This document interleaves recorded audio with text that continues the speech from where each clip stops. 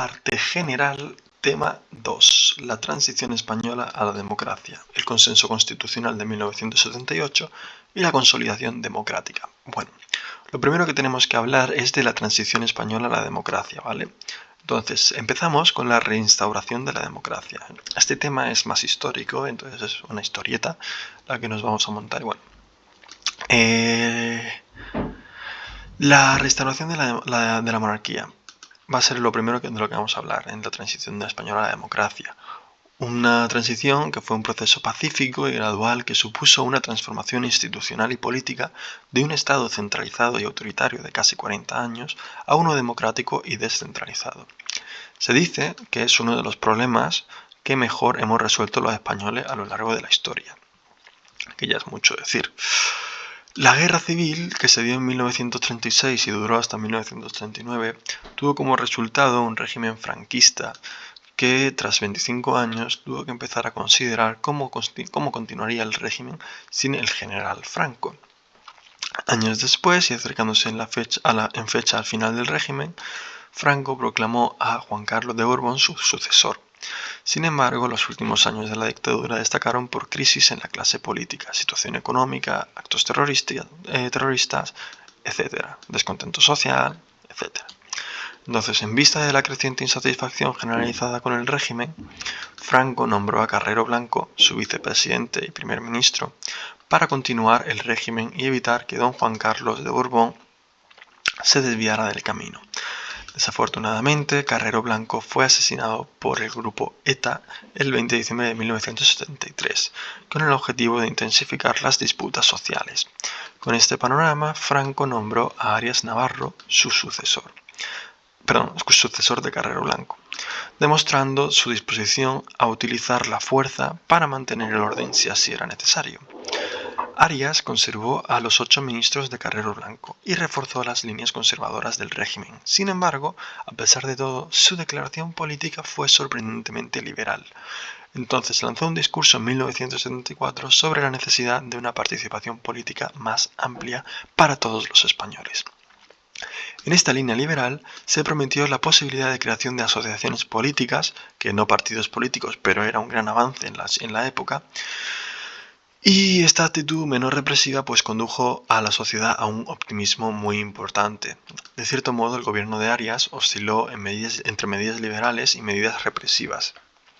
Respecto a la Iglesia Católica, tenemos otra vertiente muy diferente, y es que en el 74 se intentaron solucionar las tensiones existentes, pero a causa de un obispo vasco no fue posible.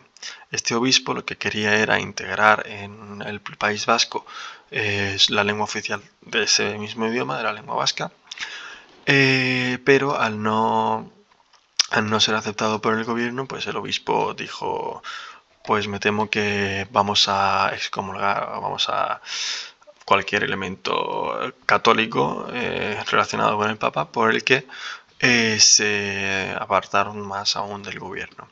Esta situación hizo que Arias abandonara el gobierno al perder el gran apoyo que era la Iglesia en esa época, quedando este desprovisto de legitimidad y autoridad, y al perder asimismo muchos apoyos.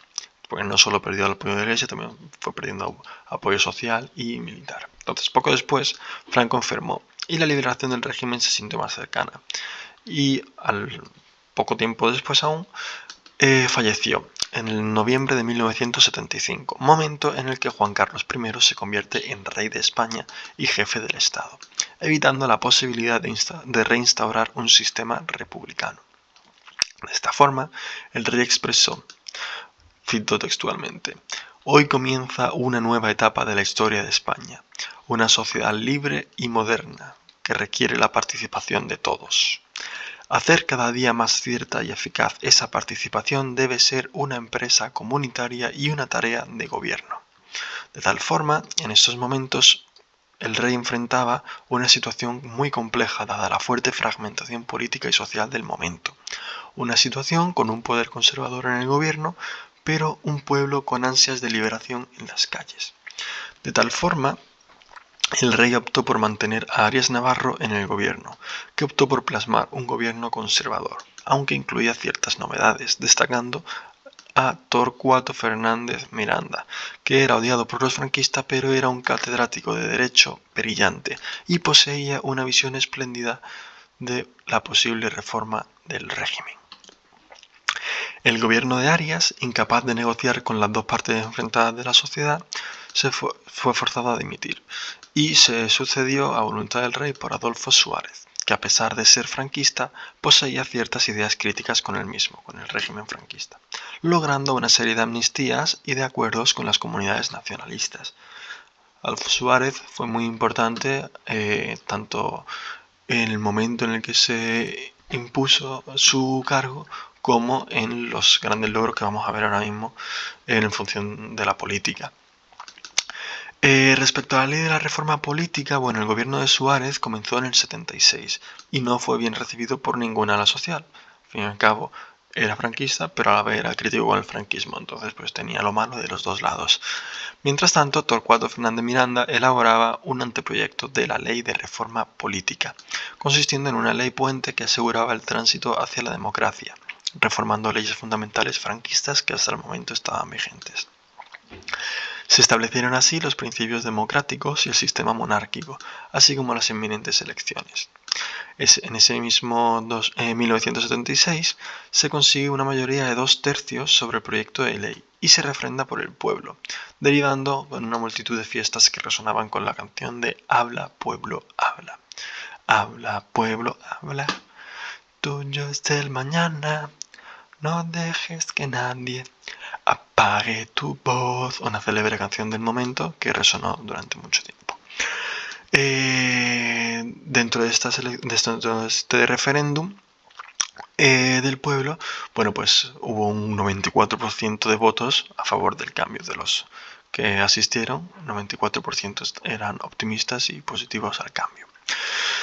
Luego entramos en la alegación de los partidos políticos y la amnistía, que es aquí donde entra sobre todo el trabajo de Adolfo Suárez. Pero bueno, empezamos diciendo que el primer paso hacia la democracia realmente inició con la legalización de los partidos políticos, que hasta entonces sabemos que teníamos asociaciones políticas legalizadas por Arias Navarro, pero que había que legalizar los partidos en todos los ámbitos. Entonces, la Alianza Popular, los partidos nacionalistas, el PSOE, todos debían ser legalizados. Sin embargo, en 1977 hubo un grave atentado de la ultraderecha, que asesinaron a abogados del Partido Comunista Español. Bueno, recordamos, el Partido Comunista Español fue el que luchó, entre comillas, en contra del régimen franquista cuando estábamos en tiempos de la Primera República, recordamos, 1936 a 1939, que fue el momento de la Guerra Civil.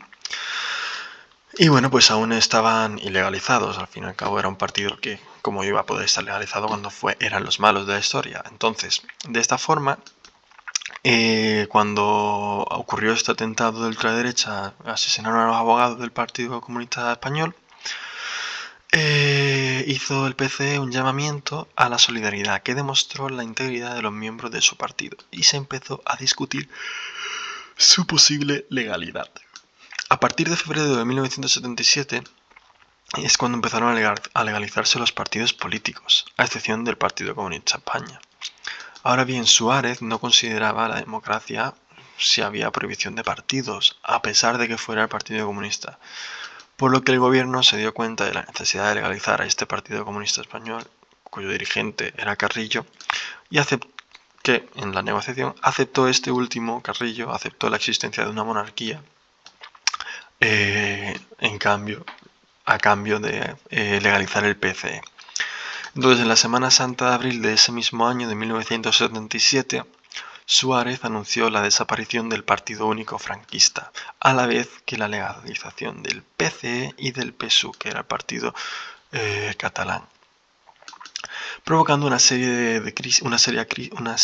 crisis en la democracia, unido a la disminución de muchos altos cargos políticos y militares. El descontento de los militares de la nación y la situación política llevó a Suárez a dimitir en el 81. Luego tenemos también, por otro lado, que hablar de la abdicación de don Juan de Borbón, que bueno, en 1975, con la muerte del general Franco, se dio la abdicación de don Juan Borbón en favor de su hijo Juan Carlos, dando legitimidad histórica a la transición unido a un discurso por la nación y la corona. Luego tenemos las primeras elecciones generales, legalizados los partidos políticos en el momento de volver a las urnas para la elección del Congreso y el Senado. Ahora bien, ese momento estaba en un ámbito de crispación social, inestabilidad económica, etc. De forma indiferente, porque había que ir a elecciones sí o sí, el 15 de junio de 1977 se celebraron las primeras elecciones generales, rozando la UCD, la Unión Central, la mayoría absoluta, con algunos más del 47% de los votos, de la mayoría. Bueno, de los votos favorables. Seguido del PSOE con un 33% y la Alianza Popular como tercera fuerza política, seguida del PCE. Y después de estas elecciones generales, pues llegaba el momento del consenso constitucional de 1978, ¿vale? Ya entramos en el segundo punto del tema y es el primer gobierno de la democracia. En el nuevo gobierno de la OCDE solo había un militar de origen franquista, pero demócrata de cuerpo entero, como ministro de Defensa. Las Cortes tienen ahora un gran reto, que es dar una solución drástica a la situación económica y social, así como elaborar una constitución democrática. De esta forma se decidió seguir un proceso de consenso, de forma que gracias a ello puede hablarse de cambio y no de ruptura. Fue así como se firmaron los pactos de Moncloa, para paliar la inflación, el paro y el déficit exterior, mejorar en sí la economía.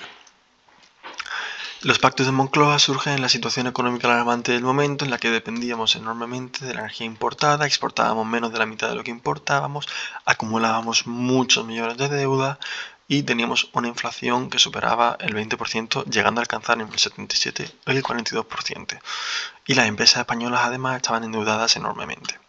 De esa forma fue Enrique Fuentes Quintana el que redactó un documento con medidas para paliar la situación, en las que introdujo una reforma fiscal, ampliaciones de la protección de seguridad social, etc. Tras esto llegó la reducción del texto constitucional, por la que la redacción del texto constitucional fue un proceso largo y lleno de vicisitudes. Las Cortes necesitaban dar vida a un cuerpo constitucional y para ello se estableció una ponencia integrada por los 7 padres de la Constitución, que eran 3 de la UCD, uno del PSOE, un catalanista, un comunista y el líder de la Alianza Popular. Entre ellos se destacaban Fraga como el líder de la Alianza Popular, Jordi Solé como el comunista, Miguel Roca como catalanista, etc. Hubo una gran asistencia de Fernando Abril Martorell y de Alfonso Guerra del PSOE y surgieron una gran serie de discrepancias, como es completamente normal, en las que destacaron Miguel Roca y Jordi Solé por su amplia experiencia o profesionalidad de mediación y negociación en estos momentos tan complicados. Se aprueba finalmente el proyecto constitucional el 31 de octubre del 78 en el Congreso de los Diputados y en el Senado, y se tiene que someter a referéndum, que ocurre el 6 de diciembre del 78, con un voto positivo del 88%, aunque solo participó un 67% de la población, pues la gente ya estaba cansada de tanto cambio, de tanta política, de tanto todo.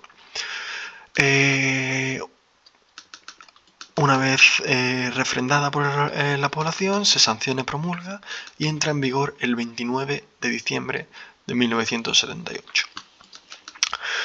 Y finalmente en este tema tenemos la consolidación democrática, que tras la promulgación de la Constitución española, el presidente Suárez disuelve las Cortes y convoca elecciones legislativas. De esta forma, en 1979, UCD renueva el puesto con 168 escaños, siendo Suárez investido presidente. El PSOE le sigue con 121 escaños, demostrando una distribución política bipartita, que no duró demasiado, que duró un tiempo, pero que en la actualidad ya, como hemos visto, está prácticamente olvidada. Fue en el 82 cuando se transmitieron los poderes hacia los liberales, que es cuando ganaron las elecciones los socialistas, al mando de Felipe González. En el 1981, además, el teniente Antonio Tejero considera que la Constitución hace sombra a la bandera de España y no incluye los valores por los que se debe luchar. Toda esta situación derivó en la dimisión de Adolfo Suárez en 1981, pasando el testigo a Leopoldo Calvo Sotelo. ¿Qué pasa? Que en este cambio ya se había puesto en marcha un movimiento histórico, que era un golpe de Estado. De esta forma, en febrero de 1981, Tejero, teniente coronel de la Guardia Civil, apoyado por 200 guardias, irrumpieron en la votación de investidura de Calvo Sotelo, a la vez que Jaime Milans tomaba los puntos principales de Valencia. El objetivo de sus actuaciones era obligar al rey a establecer un gabinete de salvación nacional, todo en la llamada Operación Galaxia. Cabe referenciar que eso ya pasó hace 45 años, un 23 de febrero, y pues ayer mismo fue el